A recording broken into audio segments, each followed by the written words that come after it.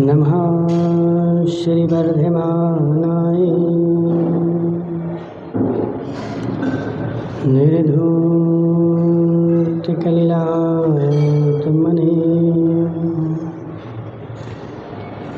शालोकानां त्रिलोकानां विद्याधर्मणाय ते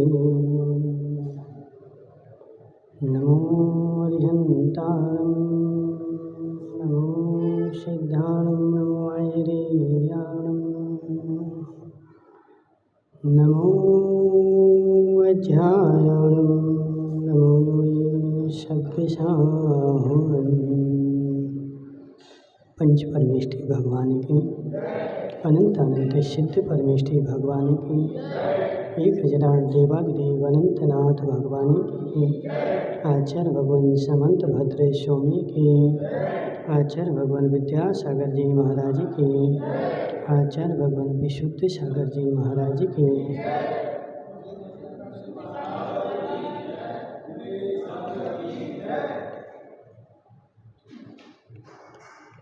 मनुष्यों, आचार्य भगवान समंत भद्र स्वामी रत्नकर्ण शाखाचार में अचौर्याणु व्रत की चर्चा कर रहे थे और उस अचौर्याणु व्रत को समझाते हुए उसके 5 अतिचार भी बता रहे हैं कि हमने चोरी तो नहीं करी, लेकिन कहीं ऐसा तो नहीं है कि हमें दोष लग जाए। मंगलेश दादा, कई बार काम नहीं भी करो तो भी सज़ा मिल जाती है और कई बार काम करके भी आ जाओ तब भी सज़ा नहीं मिलती। इसलिए हमने काम करने का त्याग तो कर दिया, चोरी करने का त्याग तो कर दिया, लेकिन चोरी करने के त्याग के बाद और क्या क्या त्याग करनी है। तुमने दादाजी कभी जुआ खेला? जुआ खेला कभी जीवन में? कभी नहीं खेला।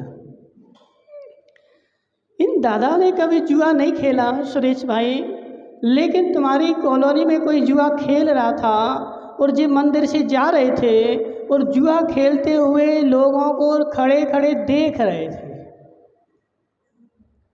खेल नहीं रहे थे। क्या कर रहे थे? देख रहे थे। और वहाँ से पुलिस आई। जो खेलता है वो तो होशियार होता है, तो वहाँ से पुलिस आई और पुलिस आई तो वो जो जुआ खेल रहे थे वह तो दौड़ के भाग गए और जी दादाजी तो अब दौड़ ही नहीं सकते और जी पकड़े गए। और जी खड़े थे, अरे हम थोड़ी खेल रहे, हम तो देख रहे, हम तो मंदिर से आए थे, खड़े हैं, जा रहे, और इनको पकड़ करके पुलिस ले गई और इनको जा करके बंद कर दिया। अब जी वहाँ चिल्ला रहे, अरे हमने जुआ नहीं खेला। हे जीव, जुआ नहीं खेला, लेकिन खड़े क्यों थे? खड़े थे दंड मिलेगा। ऐसे ही अतिचार है मंगलेश दादा। जो काम हम नहीं करते उस काम की कृत कारित अनुमोदना भी नहीं करनी, और यदि तुम वहाँ पर कर रहे हो तब भी तुम्हें वहाँ पर दोष लगता है। यदि मैंने चोरी करने का त्याग कर दिया तो फिर दूसरों को चोरी करने के उपाय नहीं बताने। सुरेश भाई, कोई मास्टर है, अब वो स्कूल जा रहा है, अब सुरेश दादा क्या बोलेंगे उससे? अरे तो क्यों रोज रोज स्कूल जाते हो? अरे हम भी तो मास्टर रहे, 8 दिन में एक बार जाते थे और 8 दिन के साइन करके ये भी चोरी है, ये भी चोरी है। तुम भले सोचो महाराज धन चुराना ही चोरी है, ऐसा नहीं है। मैं दूसरों के घर के ताले तोड़ करके और उनका धन चुरा लूँ उसको ही चोरी बोलूँ, ऐसा नहीं है। अपने काम की भी तू चोरी कर रहा है और वह भी चोरी में ही गिना जाएगा। तुझे सरकार ने पैसा दिए, रोज तुम्हें 10 से 4 स्कूल में पढ़ाना है, लेकिन सुरेश मान साहब क्या करते हैं? एक दिन जाते हैं। कितने दिन में? 8 दिन में 1 दिन गए और 8 दिन की साइन करके आ गए, फिर 8 दिन में 1 दिन गए और 8 दिन की साइन करके आ गए। हे जीव, अरे हमसे कौन बोल सकता है, कौन देख रहा है? हम तो कर सकते हैं, तुम भले कर सकते हो, लेकिन यह पाप है, चोरी है, डाका है, दूसरे के ऊपर किया हुआ अधिकार है। इसलिए उसमें भी तुम्हें संजय डॉक्टर, तुम्हारी ड्यूटी है, नहीं जाओ। अब रात में ड्यूटी लगी संजय डॉक्टर की, तो अब संजय को क्या करना है? जगना है। अब वहाँ रात में गए और बिछाए गद्दे। कोई मरीज आया, डॉक्टर साहब कहाँ हैं? सो रहे। कंपाउंडर से बोल दिया कि एक काम करो, तुम ही कोई मरीज आए तो तुम ही निपटा देना, हमें जगाना नहीं। और उस कंपाउंडर ने भी 100-200 रुपया के चक्कर में, डॉक्टर सो रहे थे तो डॉक्टर को सोने दो, उसी ने 100-200 रुपया ले करके और मरीज को वही निपटा दिया। और डॉक्टर जो है अपनी गहरी नींद निकाल रहे। हे जीव, यह भी चोरी है। मंगलेश दादा, यह भी चोरी है। और चोरी नहीं भी कर रहे, लेकिन दूसरे को चोरी करने का उपाय तो बता रहे, तुम ऐसा कर लो। कौन देखता है? सबसे बड़ी बात इतना ही है। कमलेश भाई, तुम यहाँ जाओ ना, महिलाओं में क्यों बैठे तुम दोनों जने? वो महिलाओं का डिपार्टमेंट है। हे जीव, मैं नहीं करता हूँ, माना कि कमलेश भाई मैं चोरी नहीं करता हूँ, मैंने चोरी करने का त्याग कर दिया, लेकिन दूसरे लोगों को मैं नए नए उपाय बता रहा हूँ, नए नए तरीके बता रहा हूँ। मैंने जीवन में जैसा किया है वह दूसरे लोगों को खोटे मार्ग का उपदेश दे रहा हूँ। तो खोटे मार्ग का उपदेश दिया हुआ तुम्हारे लिए पाप के बंध का साधन है। जब भी मार्ग का उपदेश दिया जाता है तो उत्कृष्ट मार्ग का ही दिया जाता है, कभी भी अपवाद मार्ग का उपदेश नहीं दिया जाता। अपवाद मार्ग तो बन जाता है। देखो, सरकार जो है, सरकार के रिकॉर्ड में राजमार्ग और सरकारी मार्ग ही दर्शाए जाते हैं। गलियां जो है सरकार नहीं लिखती। गलियां तो क्या करते हैं अपन लोग हैं? सरकार रोड बनाती है, मार्ग बनाती है, और जीव क्या करता है? गलियां बना लेता है। लेकिन सरकार के रिकॉर्ड में जो दर्ज होती हैं वो राजमार्ग ही दर्ज होते हैं, लेकिन गलियों का कभी भी उपदेश नहीं दिया जाता है। तो इस हे जीव, यदि तूने चोरी करने का त्याग कर दिया है तो चोरी करने के उपायों का भी त्याग कर दे। अब मंगलेश दादा बोले, महाराज कौन देखता है? आज सबके, देखो, सबके मन में एक ही बात रहती है, कौन देखता है, कौन देख रहा है? आज तो सब चलता है। हे जीव, तूने कैसे मान लिया कि चलता है? यदि चलता है तो तू लिख करके देना मुझे। सुरेश भाई, यदि चलता है तो लिख करके दो ना सरकार को। मैं 8 दिन में 1 दिन वहाँ स्कूल आऊँगा और 8 दिन के दस्तखत करूँगा, ऐसा तुम प्रमाण पत्र बना के दो। तुम्हारा आपस में तो चल सकता है, लेकिन कर्म में नहीं चल सकता। कानू भाई, क्या आपस में चल सकता है, आपस में तुम चला सकते हो, लेकिन सरकार के रिकॉर्ड में नहीं चला सकते। और सरकार के रिकॉर्ड में नहीं चला सकते, और वहाँ भी चला दो, लेकिन कर्म बंध के क्षेत्र में नहीं चलने वाला तुम्हारा। कर्म का बंध प्रति समय चलेगा। तुम्हारे परिणाम हो रहे हैं। अब बेचारा कानू स्कूल जा रहा है, लेकिन जाना नहीं चाहता। उसके लिए नए नए तरीके निकालता है। अब मंगलेश दादा रात्रि भोजन का त्याग कर दिया। अब रात्रि भोजन का त्याग के बाद क्या करेंगे? नई नई गलियां निकालेंगे। महाराज 8 बजे तक तो चलता है। जी, किसने बोला चलता है? बोलो कमलेश भाई, किसने बोला चलता है? तो महाराज हम नहीं बोला, हमारे समाज के लोगों ने बोला। जो बेचारे भ्रष्ट लोग थे उन्होंने बोला। भगवान महावीर ने तो चलते की बात ही नहीं बोली। भगवान महावीर ने जो कथन किया है वह सत्य मार्ग का किया है, अच्छे मार्ग का किया है, लेकिन चलता है जो हमने लगा लिया है, कुछ नहीं चलता। रात्रि भोजन का त्याग का मतलब क्या है? जैसे ही सूर्य ढला और मेरे चारों प्रकार के आहार का त्याग, इसका मतलब है रात्रि भोजन। अब जी मंगलेश दादा क्या करते हैं? घड़ी देखते हैं। और आजकल देखो ऐसे ही हो रहा है। तुम्हारे समाज में जो प्रक्रिया चल रही, जो परंपरा चल रही, जो प्रथा चल रही, तो दूसरे लोग उसको ही देखते हैं। क्यों? हमारे नगर के मंगलेश दादा बुजुर्ग हैं जी, ऐसा करते हैं तो हम भी करेंगे। हे जीव, तुम्हारे करने से वो राजमार्ग नहीं बनेगा।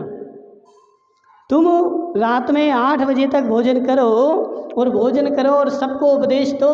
8 बजे तक तो चलता है, कहाँ चलता है? कौन से रोड पे चलता है? हे जीव, किंचित मात्र भी नहीं चलता। यदि तुम्हें किसी को उपदेश भी देना है तो फिर साफ साफ उससे बोलो ना कि हमारे पास शिथिलता है इसलिए हमें चलता है, धर्म में नहीं चलता। बहुत सारे लोग आजकल देखो, तुम्हारे राजस्थान में तो बहुत चलता है। यदि ये इतना सा बच्चा जो है नियम ले ले, इसके तो प्राण गायब। यदि छोटा सा बच्चा नियम ले ले सुरेश भाई, पूरी समाज के बड़े बड़े लोग, बड़े बड़े व्रती उसको समझाने आएंगे, अरे क्या कर रहा है? रिश्तेदारी में जाएगा क्या करेगा, बाहर जाएगा क्या करेगा? और यदि वो अपने मार्ग पे अटक रहा, उसने नहीं अपना नियम तोड़ा, तो फिर लोग बोलेंगे चलो नहीं, तुम्हारा नियम है कोई दिक्कत नहीं, इतना रात में रबड़ी तो चलती है। हे जीव, प्रशांत भाई, चाय रबड़ी तो चलती है, मिठाई तो चलती है। हे जीव, तुमने रात्रि भोजन का त्याग किया, क्यों किया? किसका त्याग है? रात्रि भोजन का किसी का त्याग है? सुरेश दादा, त्याग है कि खाते हो? है तुम्हारा त्याग है। क्यों किया तुमने त्याग? बोलो ना। रात्रि भोजन तुमने त्याग किया, त्याग क्यों किया? नहीं बताओगे? भोजन मांसाहार हो जाता है, बहुत बढ़िया। तो रोटी मांसाहार होती है अकेले है? हे जीव, बहुत सारी माताएं हमने देखी, महाराज आज हमारा फलाना व्रत है, आज हमें क्या नहीं खाना, तो आज नमक नहीं खाना, तो आज क्या बनाएंगे? तो किशमिश का हलवा खाएंगे। मेरे रात्रि के भोजन का त्याग है, मैं रोटी नहीं खाऊंगा, क्या खाऊंगा? तो रबड़ी खाऊंगा और मिठाई खाऊंगा। हे जीव, वह उसने हलवाई के यहाँ से रबड़ी लाया, उसने भी तो रात में ही बनाई थी, और रात में जब बनाई थी तो लाइटें जल रही थी, और जलती हुई लाइटों में सैकड़ों कीड़े उसमें गिर गए थे, और सारे कीड़ों को उसने मसल करके और तुम्हारे लिए रबड़ी तैयार कर दी। अब मंगलेश दादा रबड़ी खा रहे, क्यों? क्योंकि धर्मात्मा है, मुझे अहिंसा के व्रत का पालन करना है, इसलिए मैं क्या करूँगा?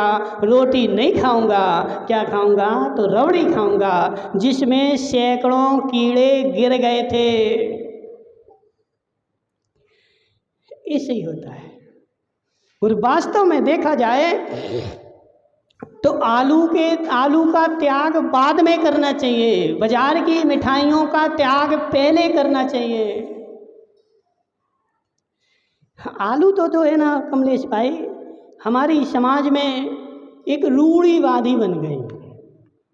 एक परंपरा बन गई। किसी को धर्म करना हो, धर्मात्मा बनना हो तो क्या करो, आलू का त्याग कर दो और हम शुद्ध धर्मात्मा हो गए। हे जीव, यह मात्र रूढ़िवादी है, रूढ़िवादी है। तुम आलू का त्याग बाद में कर, पहले बाजार की मिठाई का त्याग कर। बाजार में तूने मिठाई खाई, वह मिठाई बनी कैसे थी? इतनी सारी मंगलेश दादा कभी दुकान पर गए मिठाई की? खाना तो बोलो, आज तुम्हारा मुंह नहीं क्या? कभी बाजार में मिठाई की दुकान देखी तो होगी, रोड से देखी कि नहीं देखी? कितनी मिठाई रहती उसके पास है? बहुत सारी है। तो वो सुबह सारी बनाता है और शाम को सब बिक जाती है। ऐसे ही होता ना, 15-15 दिन रखी रहती है, बहुत सारी मिठाइयाँ रखी रखी काली पड़ जाती हैं, कड़वी हो जाती हैं, सड़ जाती हैं। और जो सड़ गई अब उनके लिए तो वो रोड पे फेंक देता है। और क्या करता है? जो सड़ गई ना, 1 इंच भी, कभी देखना मिठाई की दुकान के बाहर मिठाई का ढेर लगा क्या? सब्जी की दुकान में जाओगे, सब्जी की मंडी पे जाओगे तो वहाँ तो तुम्हें सब्जी का ढेर लगा मिलेगा, लेकिन मिठाई की दुकान के बाहर मिठाई का ढेर मिला क्या कभी? क्यों? तो मिठाई सड़ी नहीं क्या कमलेश भाई? सड़ी नहीं क्या? सड़ी थी, बहुत सारी मिठाई सड़ गई थी। लेकिन उसने क्या किया, जो नई मिठाई बननी थी, जो मावा बन रहा था, वह सारी सड़ी हुई मिठाई नए बावे में मिला करके और हिला दी और थोड़ी सी शक्कर डाल करके और फिर से बना करके और ताज़ी मिठाई के भाव में तुम्हें दे दी। और तुमने सारी सड़ी हुई कीड़े वीड़े सब ले जा करके और सब खा डाले। और किसके लिए? मुझे रात्रि भोजन नहीं करना, रात्रि भोजन का त्याग है। और रात्रि भोजन के आड़ लेकर के तू सड़े हुए कीड़ों को, सड़ी हुई मिठाइयों को और खा रहा है। मेरा रात्रि भोजन का त्याग है, इससे अच्छे तो रोटी खा लेता। क्या देखो जी, ढोंग नहीं करना। जैन आगम में ढोंग करने का मना है। जैन आगम, संसार के धर्म ढोंग को धर्म कहते हैं, लेकिन जैन दर्शन ढंग को धर्म कहता है। जितना तुमने बुद्धि के साथ, विवेक के साथ जितना काम किया है वही धर्म की कोटि में गिना जाता है, और जितना ढोंग किया है वह पाप की कोटि में जाता है। यदि नहीं है शक्ति तुम्हारी रात्रि भोजन के त्याग की, पूर्ण रूप से तुम नहीं त्याग सकते, तो थोड़ी चीज़ें रख लो और वो चीज़ें रखो जो अहिंसक हैं, शुद्ध हैं, मायाचारी नहीं।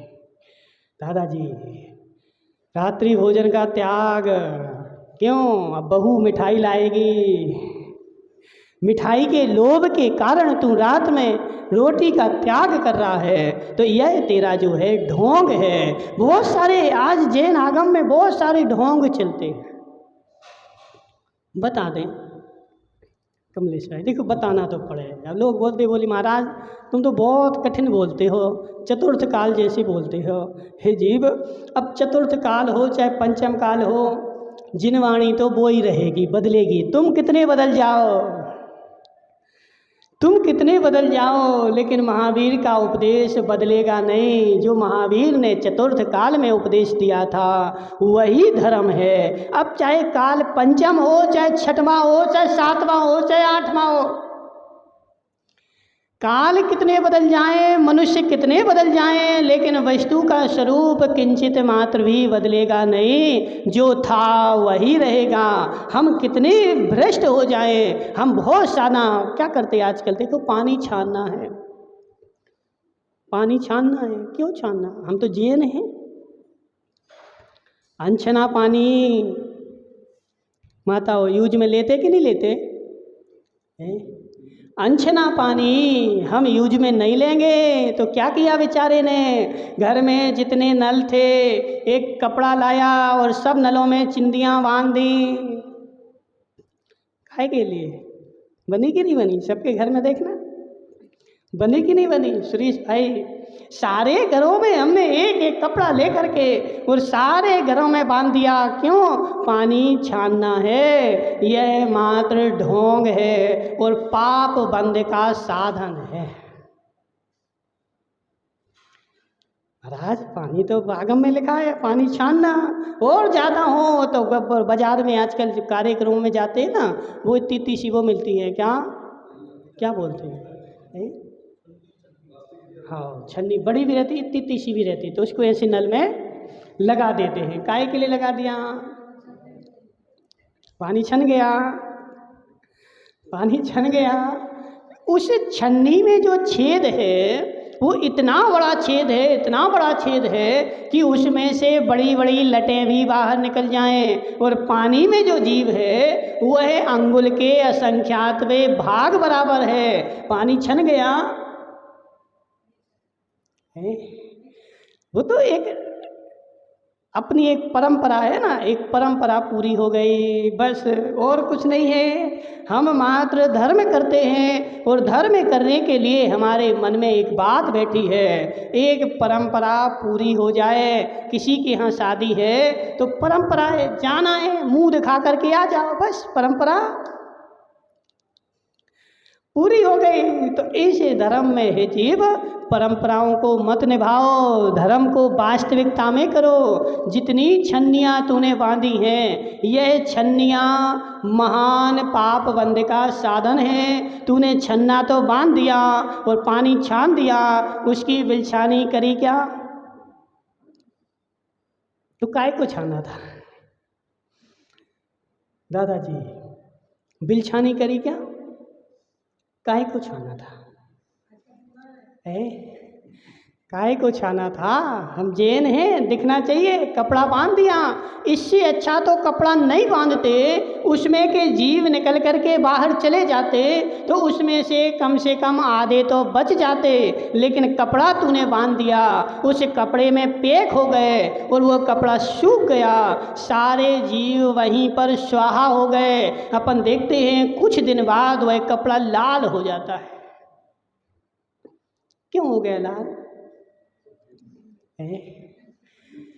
वो तुम्हारा शमशान घाट है, उसमें असंख्यात जीव रोज फंस जाते हैं और फंस करके मर जाते हैं, फिर दूसरे दिन फिर फंसते हैं, फिर मरते हैं। तो वह लाल जो हो गया वह असंख्यात जीवों का खून है।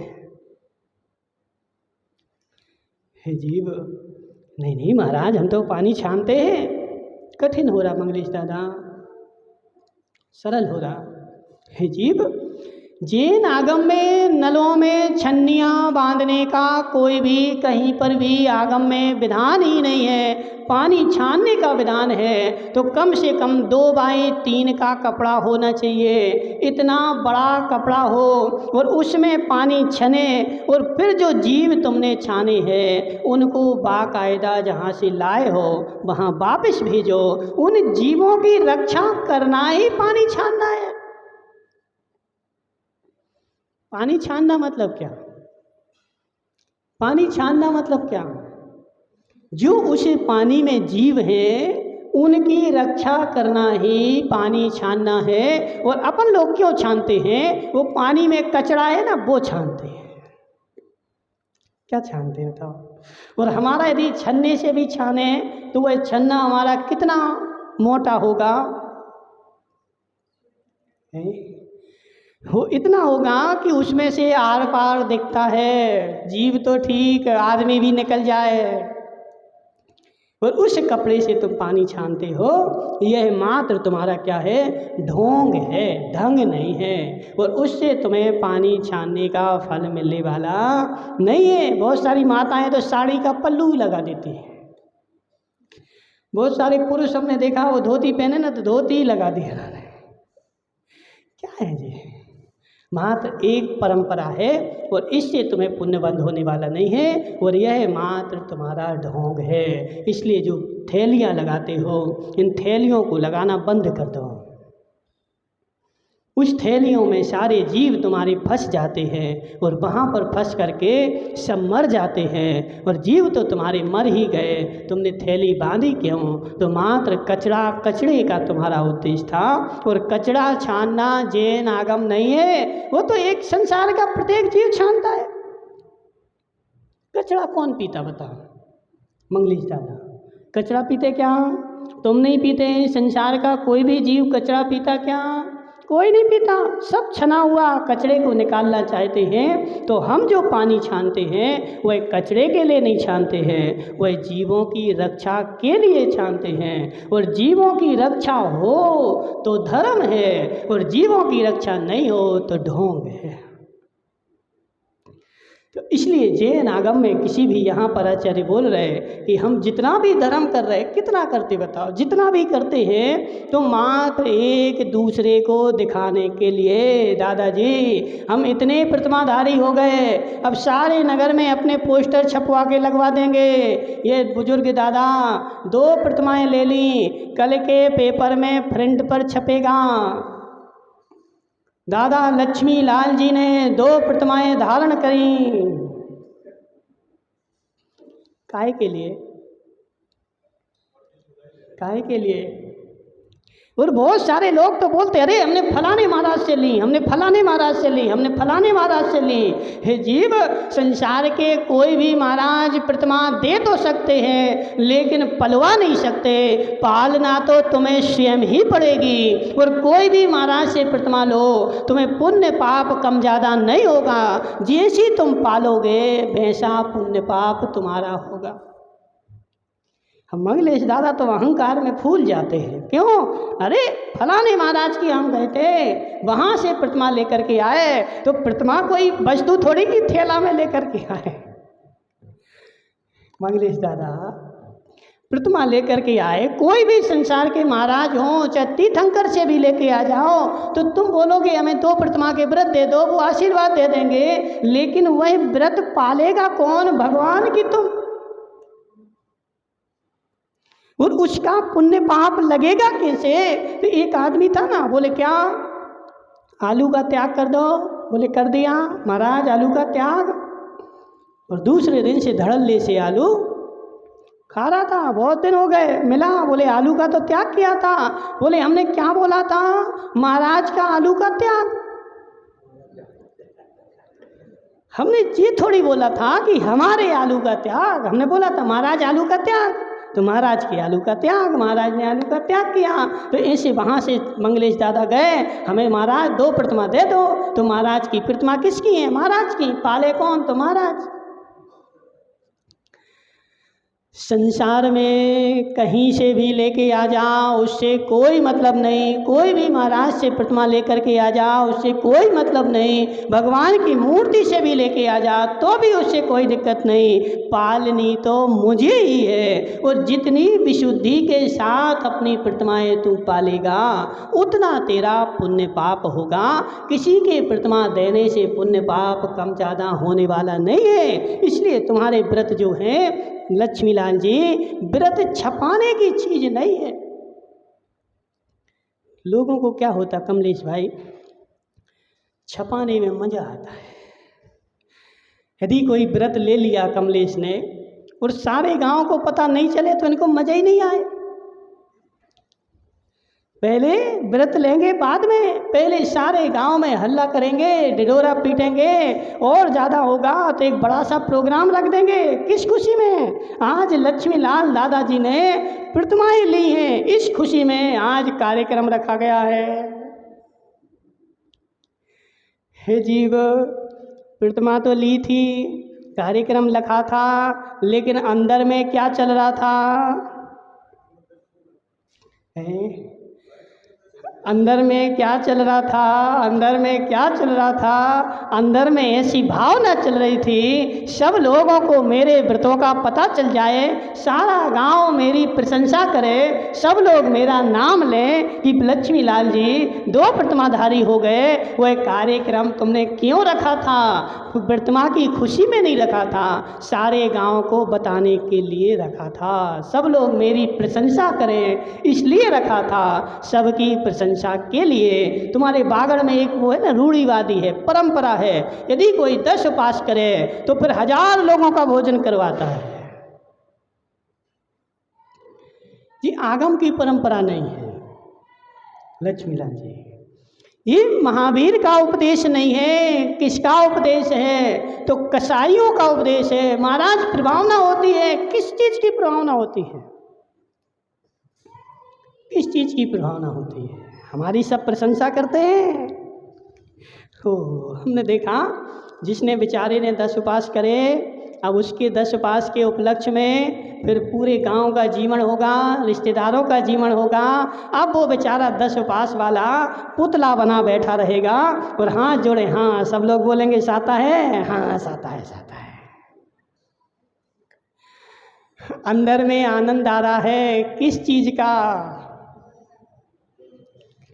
देखो अंदर की परिणति देखो, बाहर की परिणति ठीक है छोड़ दो, अंदर की परिणति देखो। अंदर में आनंद आ रहा है किस चीज का? देखो 1000 लोग मुझे पूछने के लिए आए और इस खुशी में बेचारा क्या करता है? उपवास करता है, भूखा रहता है। सारा गांव मुझे पूछने आएगा और फिर उस पूछने का अहंकार की खुशी है, यानी कसाई की खुशी है। कमलेश भाई सत्य तो यही है। अब तुम बाहर में कितनी मायाचारी करो, महाराज प्रभावना हो रही, ऐसा हो रहा, वैसा हो रहा, वो सब ठीक है, लेकिन अंदर की परिणति देखोगे। तुम 10 दिन भूखे रहे, तुम्हारे हाथ में क्या लगा? तो कुछ भी नहीं। क्यों महाराज, क्यों?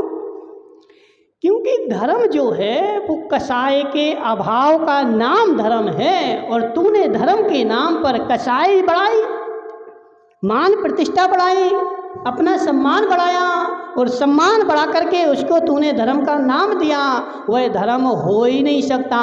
महावीर ने बोला है कसाई के अभाव का नाम धर्म है, कसाई के सद्भाव का नाम धर्म किंचित मात्र भी नहीं है। और तूने उपास कर भी लिए, कोई दिक्कत नहीं, अब क्या आवश्यकता पूरे गांव को जिमाना? अरे महाराज लोग क्या कहेंगे?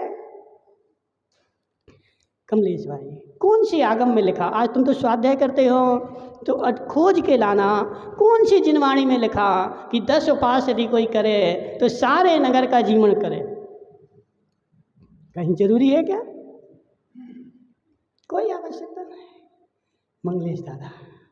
लेकिन महाराज बिना जीवन के तो मज़े ही नहीं आए, सत्य कि नहीं? और जब पूरे गांव का जीवन हो और सारे गांव के लोग आएं और मेरी प्रशंसा करें, तब जाकर के मुझे आनंद आए। और प्रशंसा नहीं करें। एक गांव की सत्य घटना है, एक गांव में बहुत सारे लोगों ने 10-10 उपास करे, और एक आदमी जो था, सबका 10 के दिन बाद सबको सम्मान किया गया। एक आदमी का नाम कमेटी वाले भूल गए, और वो सभा में आकर के बैठा भी था, सब लोग बैठे थे, लेकिन वो आदमी क्या था, पीछे जाकर के बैठ गया तो दिखा नहीं, और कमेटी वालों ने नाम बोला नहीं, सबका सम्मान कर दिया। वो तो बेचारा वहाँ रह गया। थोड़ी देर बाद कार्यक्रम के सम्मान समारोह समाप्त हो गया, दूसरा कार्यक्रम शुरू हो गया। वो आदमी वहीं बैठा बैठा उसको चक्कर आ गए, लुढ़क गया। 10 दिन चक्कर नहीं आए थे, और अभी तक आ रहा था तब भी चक्कर नहीं आए थे। सम्मान नहीं हुआ तो चक्कर आ गए। क्यों? क्यों आ गए? क्योंकि घर से सोच के आया था आज तो सम्मान का दिन है, सम्मान होगा, लेकिन लोग उसको भूल गए। और जैसे ही भूले बेचारे को चक्कर आ गए। जैसे ही चक्कर आए सब लोग, अरे इनके भी तो पास हैं, इनको भी माला पहनाओ। और जैसे माला पहनाई तो खड़ा हो गया। हे जीव, सत्य यही है। और यदि सत्य को जानना है, अपने हृदय को टटोलना पड़ेगा, दूसरे के नहीं, अपने अपने।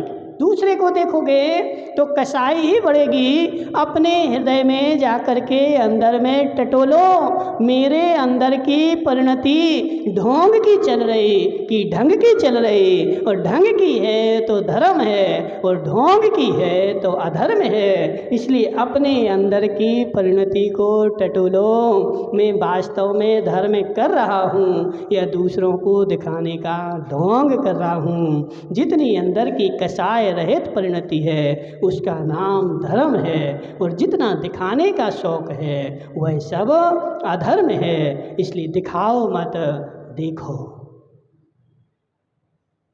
लक्ष्मीलाल जी,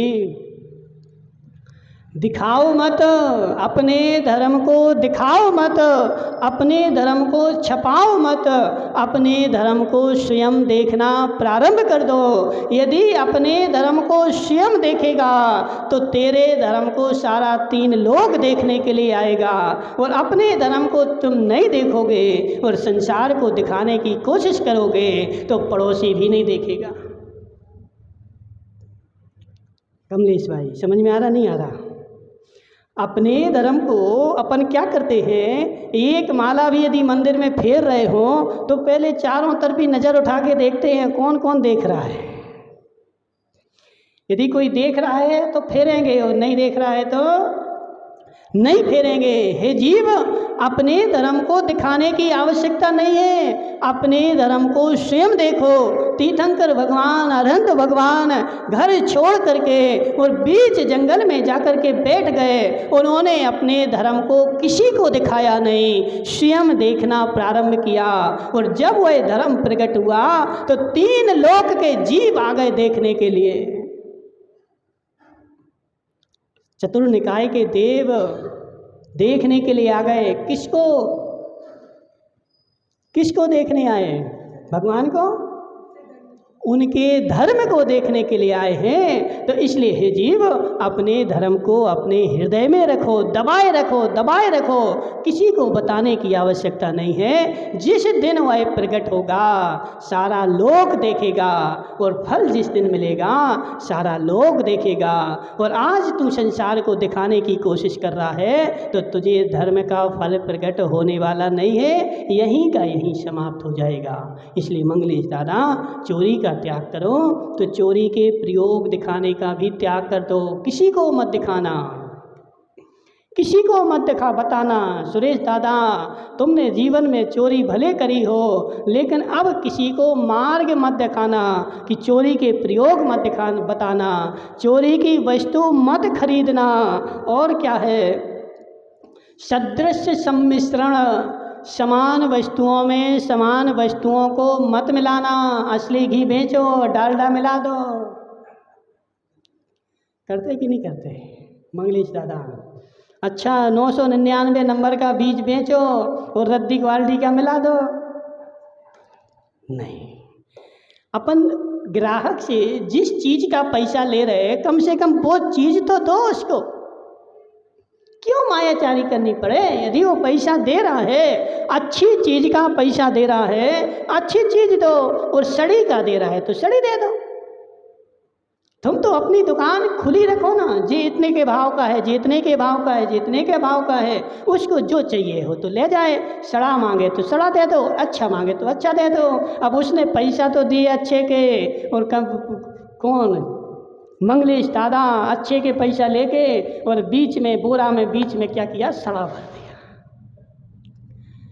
हे जीव, नहीं, ये भी चोरी का दोष लगेगा। हीना दिग विनिमान, कम ज़्यादा तोल देना। 25 किलो मांगा, 20 किलो दे दिया। उस मशीन पे बहुत सारा पहले ऐसा होता था, कांटे पे चढ़ जाते थे। 25 किलो बांट तो रखे, लेकिन 5 किलो अपना वजन रख दिया और 20 किलो 25 किलो में टिका दिया। मीना अधिक विनिमान, तो तौलने के बाँटों को भी कम ज़्यादा नहीं करना। यदि करते हो तो चोरी का दोष लगता है। इसलिए चोरी का दोष नहीं लगाना हो तो ये सारी परिणति त्यागनी पड़ेगी, तो तुम्हारा अचोर याणु ब्रज शुद्ध पलेगा, वरना ढोंग होता रहेगा। और शांतिनाथ भगवान की